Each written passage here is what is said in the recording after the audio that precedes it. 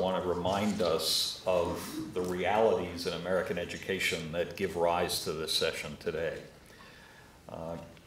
In the background of retention and success is access. We all know that access in American higher education is not equitable. There's less access for Black and Hispanic and Native American students to American colleges, to selective American colleges. There's less access for low-income students in the United States. There's less access for students who were the first in their families to go to college or from the first generation to go to college whose parents were not there. To give access is not our main focus here, although it's the focus of all of the programs I think represented in the room. But just to give one data point for us to remind us of how important access is as an issue. If we look at the students from the lowest income quartile in the country who are in the top SAT quartile in the country, they go to college at the same rate as the students from the highest income quartile and the lowest quartile in SAT scores. I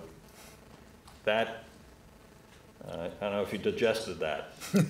Low-income students with the highest test scores go to college at the same rate as high-income students with the lowest test scores.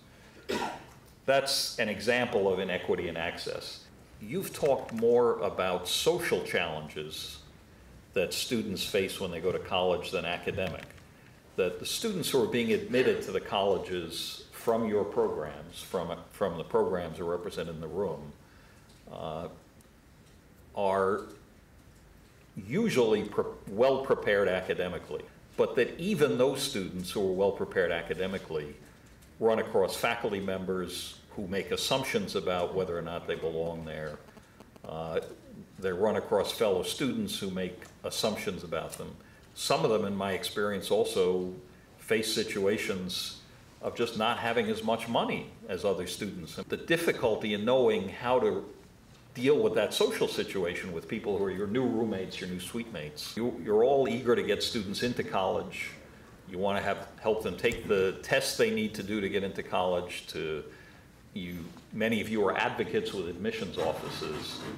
But what is it that can be done between the time a student's admitted to college in April, goes off to college in September, to make that better from the student's point of view? Because we're not all going to be able to fix the colleges. What are the things that you would tell a student or prepare a student? How would you prepare a student for that in that period of time? I think one of the best things you can do to train students is to do cross-cultural communication training and diversity training so that they can train other people on campus, so they become leaders.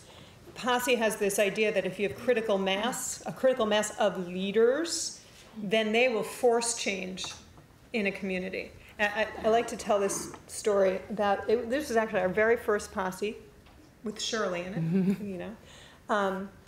And they were at Vanderbilt University in Nashville, Tennessee.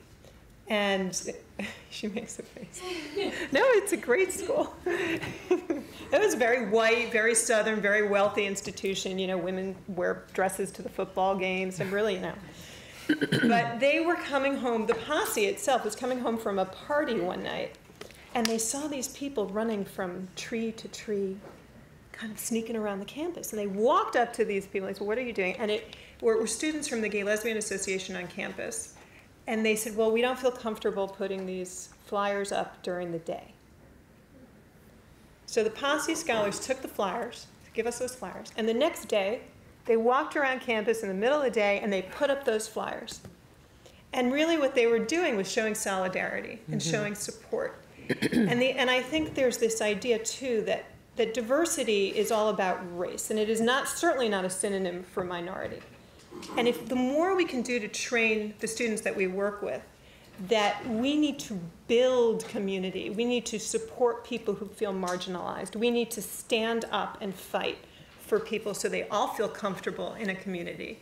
I think we help our own students, but we really are changing a community that way. So, I mean, many of the things we're talking about that contribute to success involve connectedness, right? What sociologists call building social capital. If you think about what the affluent students have is they not only have regular financial capital, they got social capital, they're connected. Just ask them, what are you gonna do for the summer? And it's gonna be whatever my father has lined up for me, that's what I'm gonna do this summer. Right? Because they're connected, they have entree by virtue of their privilege. We've got to find ways to create similar kinds of networks for these other kids. So they know where to go to when they help. They know where do I get a haircut up here in where's that? Hamilton. In Hamilton, right? You know, if I don't have money for books, what do I do? I mean, these are real survival questions that, and you know, if you read Yuri Treisman's work, Yuri Treisman's looked a lot at help-seeking behavior. And one of the things he finds is that a lot of times African-American Latino kids are not, they're socializing together and studying alone. There's a tendency a lot of times on our kids to think, well, if I'm good enough to have gotten here, then I shouldn't have to get help. You know, you read Suskind's book, Hope in the Unseen, about you know, the student at Brown, who was struggling there, suffering there, and not seeking help because he thought seeking help was an admission that maybe he didn't belong in the first place. And meanwhile, he doesn't know there's lots of folks out there. So part of what we have to do is demystify for them how it works. And it's not just the social capital need, they also need the cultural capital, right? To know, okay, well, how do I dress at these things? You know, how do I carry myself so I don't stand out like a sore thumb? You know, how do I do a dinner party or a cocktail party?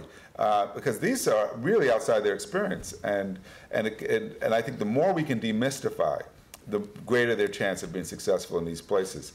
I would also say that part of what someone needs to do, and I think Posse and Prep for Prep are good at this, but again, there's lots of students that don't get the benefit, is also teach them time management, you know, basic things like, you know, there's so much that's assumed you know when you get to college. I was teaching at Harvard, I had an undergraduate come to me and she said, you know, I need help doing bibliography.